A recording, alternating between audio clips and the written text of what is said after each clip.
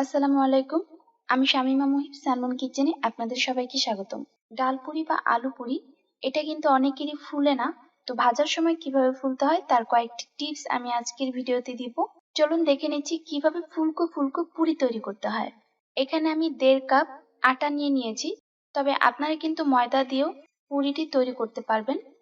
দিয়ে দিচ্ছি স্বাদ মতো লবণ এবং 2 টেবিল চামচ তেল, সয়াবিন তেল দিয়েছি। লবণ, সয়াবিন তেল আর এই আটা একসাথে খুব ভালোভাবে হাত দিয়ে মিশিয়ে নিচ্ছি।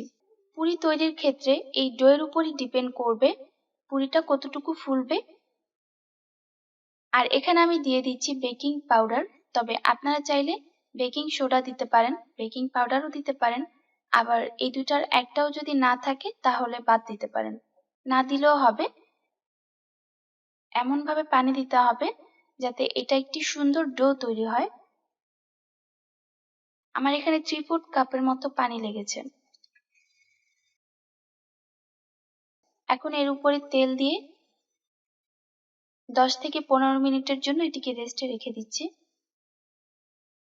আর অবশ্যই এটিকে ঢেকে রাখতে হবে। সেই ফাঁকে আমি এখন ডালের যে পুর আছে সেটাকে রেডি করব।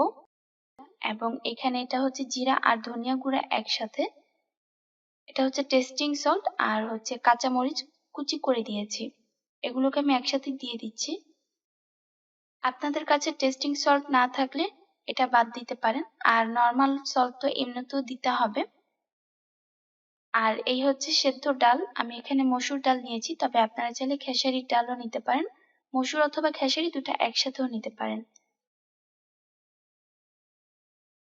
আমি ডালটা খুব ভালোভাবে ধুয়ে পানি দিয়ে সেদ্ধ করে দিয়েছি, আর এখানে সামান্য লবণ আছে তাই আমি আর এক্সট্রা লবণ অ্যাড করব না।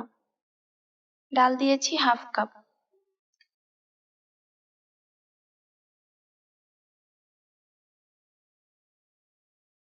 আপনারা চাইলে এইভাবে ভর্তার মতো করেও সরাসরি পুরিতে দিতে পারেন। বাজারের পুরিগুলো ঝুরঝুরে হয়, তো হোটেল স্টাইলের পুরি তৈরি করতে হলে আমি যেভাবে দেখাচ্ছি সেভাবে করার চেষ্টা করবেন। এটি 5 থেকে 10 মিনিট অল্প আঁচে এভাবে ভাজতে হবে। দেখুন এটা বেশ ঝরঝরা হয়ে গিয়েছে। এটা যখন ঠান্ডা হবে তখন একটু ঝুরঝুরে হয়ে আসবে, একটির সাথে আরেকটি খুলে খুলে আসবে। এই দেখুন ডালটি বেশ ঝুরঝুরে হয়েছে। আটার ডোটিও সেট হয়ে গিয়েছে। এটিকে এখন খুব ভালোভাবে মথে নিতে হবে। আর এই ডোটি কিন্তু আগে থেকে বেশ সফট হয়ে গিয়েছে।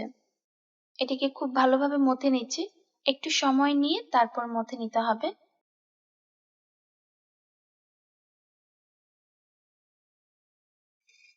এবার এগুলোকে ছোট ছোট লেচি কেটে নিচ্ছি। পুরির সাইজ যেমন করতে চান ঠিক তেমন ভাবেই এটিকে লেচি কেটে নেবেন। আমি একটু বড় তৈরি করব, অনেকটা কিমা পুরির মতো। একটু আটা দিয়ে তারপর রুটির মতো বেলে নিচ্ছি। রুটির যে পুরুত্বটা সেটা খুব বেশি মোটা বা পাতলা হবে না, আমরা নর্মাল যে রুটি খাই তার থেকে একটু পাতলা হবে। এর মধ্যে দিয়ে দিচ্ছি ডাল, প্রায় 1 চামচের মতো ডাল দিয়ে দিচ্ছি। ডালের পরিমাণটা একটু বেশি দিবেন, খেতে ভালো লাগবে।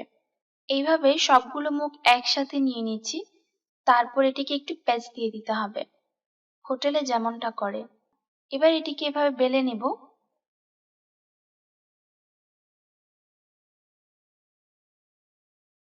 আমি আরো একটি আপনাদের দেখিয়ে দিচ্ছি। ছোট একটি রুটি বানিয়ে নেব।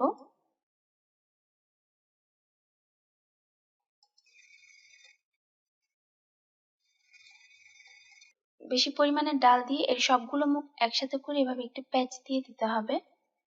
এবার এটিকে আবার বেলে নিতে হবে। এইবার পুরি যে ফুলবে তার টিপস গুলো বলে ফেলি। চুলার আঁচটি মিডিয়াম টু লোতে থাকবে, এতে করে পুরিটা ফুলবে আর বেশ মুচমুচে হবে। টিপস নাম্বার 2, পুরির মধ্যে কোনো ছিদ্র থাকা যাবে না, ছিদ্র থাকলেই পুরিটা আর ফুলবে না। টিপস নাম্বার 3, পুরিটা একটু সময় নিয়ে ভাজতে হবে। চুলার আঁচটা লো করে দিলে একটু সময় নিয়ে পুরিটা ভাজলে দেখবেন উপরটা বেশ ক্রিস্পি হবে আর বেশ ফুলে উঠবে আস্তে আস্তে। একসাথে অনেকগুলো বেলে একসাথে ভাজতে আসবেন না, একটি বেলবেন একটি ভাজবেন, এইভাবে করতে হবে। আর আমার এই রেসিপিটা ফলো করে যদি আপনারা পুরি তৈরি করেন, ইনশাল্লাহ আপনাদের প্রত্যেকটা পুরি একদম পারফেক্টলি ফুলে উঠবে। আপনারা যদি অল্প আঁচে অনেকটা সময় ধরে তারপর যদি ভেজে নেন, পুরিটা অনেকক্ষণ মুচমুচে থাকবে আর অনেকক্ষণ ফুলকো থাকবে। আশা করছি আজকের এই টিপসগুলো আপনাদের উপকারে আসবে। যদি উপকারে আসে আমার জন্য এবং আমার পরিবারের জন্য দোয়া করবেন। আপনারা ভালো থাকুন, সুস্থ থাকুন। আসসালামু আলাইকুম।